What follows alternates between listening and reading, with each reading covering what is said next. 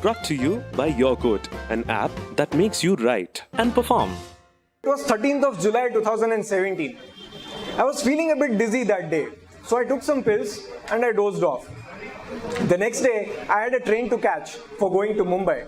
And train journeys are a rarity for me nowadays. But that day was not one such day. So I booked my train ticket for going to Mumbai and I waited for the train to arrive on the surprisingly clean railway platform of our country. Soon the train arrived, and since it was 2 a.m. in the night, there weren't much people on the train or on the station itself. So I went inside the train and I comforted myself on my seat.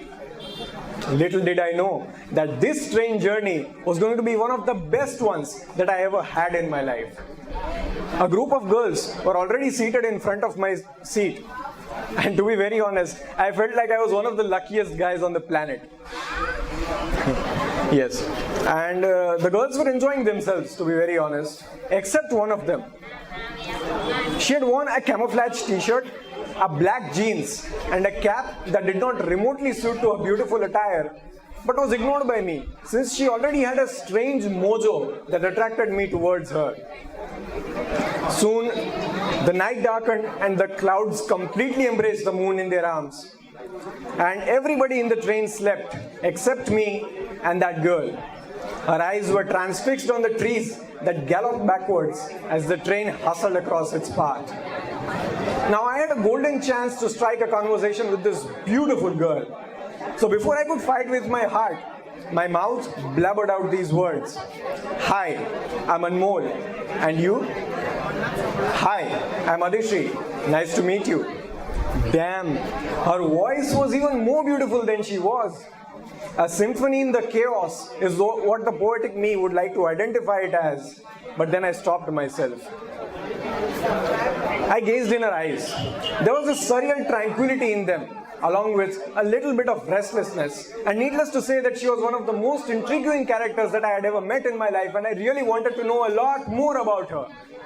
But I stopped myself, since I already had a bizarre pleasure just by looking at her. Now, we started conversing with each other, a normal formal conversation.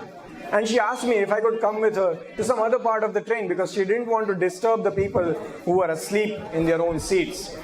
I agreed, and we went to one of the doors of the compartment. A dim light was falling on her face.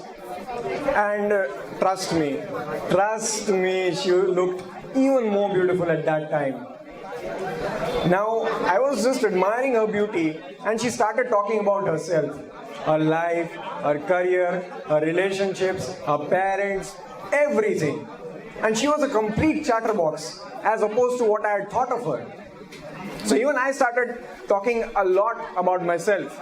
And trust me, I'm not a person who shares my emotional stuff with people, but as I said, Adishri was very special. I was just having a strange kind of happiness while I was looking at her. I don't know what was it, but I was not lusting for her. While sharing her stuff, she was a bit teary-eyed. Usse rona aa raha tha. And I really wanted to hug her at that point of time. But since I was a stranger and I'm a bit shy when it comes to girls, so I stopped myself. She sensed that, and trust me, she was a very smart girl. She sensed that, and she came very near to me. She looked into my eyes, and I looked into hers. Oh God, those moments. I'm going to cherish them for my entire life. Wisp of her hair often came in front of her eyes, spoiling my view basically. So just once, I gently pushed them back, and she did not rebel even a bit. Her eyes were drowning me completely in them, and there was a surreal tranquility in them, as I said before. Her cheeks, softer than a fluffy pillow, drew all my attention towards them, and that's when I knew that we both had fallen for each other. She came very near to me and hugged me. Time stopped for us at that point of time. We were literally in a trance, completely oblivious about our surroundings. Now, we were looking at each other, Her head was buried in my chest, her arms wrapped around me, just like an infant hugs its teddy bear, It was a comic moment kind of thing for me, but I was completely drowned in her, so I didn't do anything to her. I was just there in that hug. So after some time, a tea seller spoiled our moment where the train had stopped before 15 minutes. And needless to say that Adishri and I were completely unaware of that. Yes. Now we came back to the cruel reality. So she let go of that grip from that hug from me, and very unwillingly, I did too. She told me that she had the best time of her life that night. And I said that I did too. And she asked me for my cell number. Of course, she wanted to take it forward, but I denied. Yes, you heard me correct. To all those who were paying attention, I said no.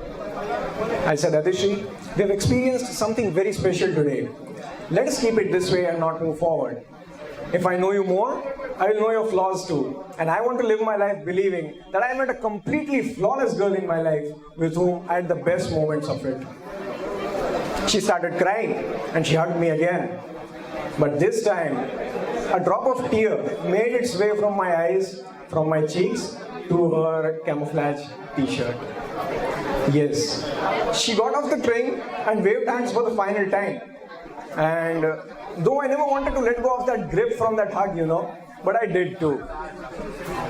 Regardless of the fact that Adishri and I ever meet again in our lives, but Adishri was, Adishri is, and Adishri always will be very special in my life. But before I could think a lot more about her, something happened. I could sense water splashed on my face, and I heard my mother's voice. चल बेटा, 1 बज गए, 2 बजे की train है ना तेरी मुंबई की. Thank you.